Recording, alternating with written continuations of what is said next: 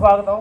ఈరోజు మనకి విశాఖ ఉత్సవ్ ఏర్పాటు చేసి మాకు ఈ కళాకారులకు అవకాశం ఇస్తున్న ఏపీ టూరిజం వారికి, అలాగే ఇంత ఘనంగా ఏర్పాట్లు చేసిన మన జిల్లా యంత్రాంగం అధికారులందరికీ పేరు పేరున ధన్యవాదాలు తెలియజేసుకుంటూ, మా శివజ్యోతి అండ్ టీం వాళ్ళు, మరి వీరంతా కూడా 40 సంవత్సరాల పైనే ఈ నాటక రంగంలో, సినీ రంగంలో ఉంటున్నారు. అనుభవించిన కళాకారులు మీ ముందుకు వచ్చాం. మిమ్మల్ని నవ్వించడానికి ఇచ్చిన మా ఈ ప్రయత్నం చూసి మనసారా నవ్వు కళాకారుల్ని ఆశీర్వదిస్తారని కోరుకుంటూ స్కిట్లోకి వెళ్దాం. రామ ఎంతో రామకోటి రాశారు. నీకు అంకితం ఇద్దామని నిత్యం ప్రార్థన చేస్తూనే ఉన్నాను, కానీ నువ్వే నా మీద కరుణ చూపించట్లేదు రామా. ఎప్పుడు ఎప్పుడు ప్రత్యక్షం అవుతావు రామా? రామా రఘురామా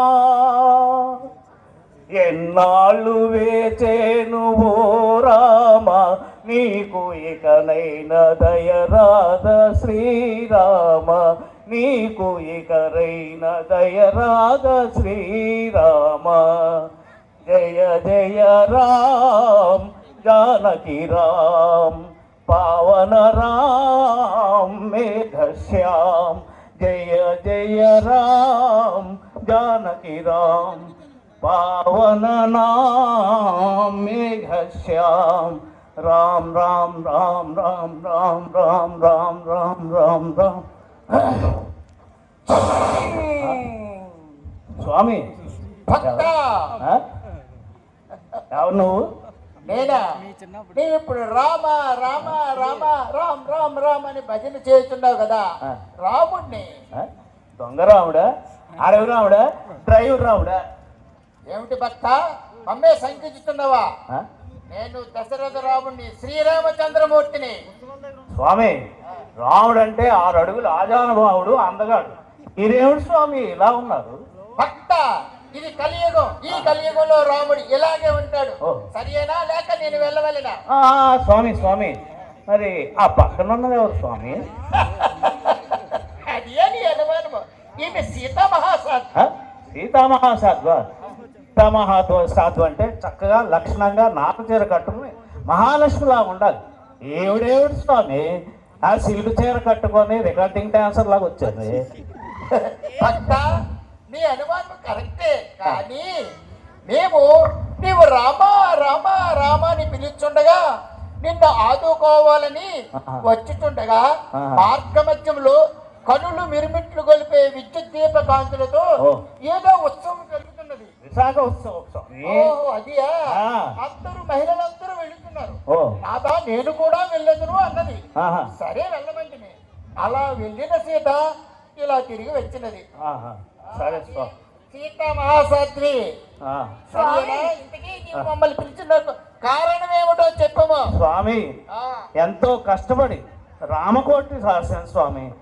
అది మీరు స్వీకరించి నాకు వరములు ఇవ్వండి స్వామి. ఈ రోజుల్లో రామకోటి రాసిన భక్తులు ఉన్నారంటే నాకు చాలా ఆనందంగా ఉన్నది భక్త. అవును స్వామి. ధన్యోస్మి ధన్యోస్మి. సీతా మహాసాధ్వి స్వామి, నా భక్తుడు భక్తితో అనురక్తితో శ్రీరామకోటి రాసి నాకు సమర్పించినాడు. నీవు దీనిని తిలకించి పులకించము. అటులనే స్వామి.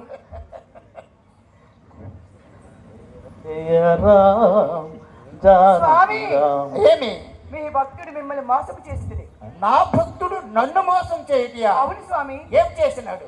మొదటి పేజీ మాత్రమే రామ రామ రామ అని రాసినాడు. మిగతా పేజీలన్నీ జెరాక్స్ చేస్తుంది. భక్త, నన్నే మోసం చేస్తా. స్వామి స్వామి, మోసం కాదు స్వామి. ఏ టెక్నాలజీ బాగా పెరిగిపోయింది స్వామి ఈ రోజుల్లో. ఈ భీమునిపట్నం కూడా చాలా ఎదిగిపోయింది స్వామి. ఇదిగో ఈ భీమునిపట్నం సెంటర్ లో మంచి జెరాక్స్ షాప్ లో చేయించాను స్వామి. జెరాక్స్ అనగా మనం చేతి రాతతో ఒక పేజీ రాసిన దాని అంతటా అదే ఆటోమేటిక్గా ఎన్ని పేజీలైనా అచ్చుగుద్దిస్తుంది స్వామి. టెక్నాలజీ స్వామి, టెక్నాలజీ యూజ్ చేశాను స్వామి. మిమ్మల్ని నేను మోసం చేయలేదు స్వామి.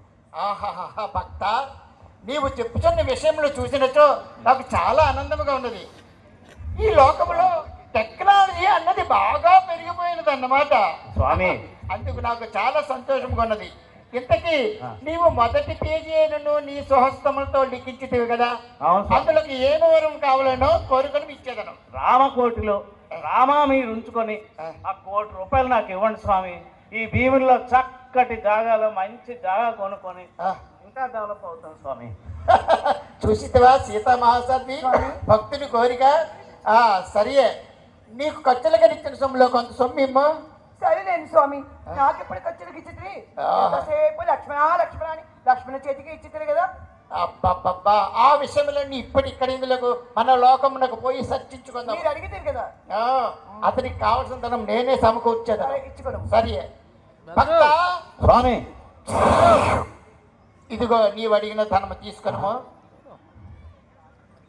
స్వామి ఏమి ఎందా అని చెప్పి 100 ఇచ్చారేమిటి స్వామి?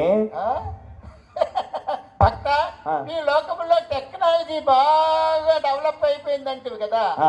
ఈ నోటు తీసుకునము, ఆ. జెరాక్స్ చేసుకునము, కోటి చేసుకునము. ఆ?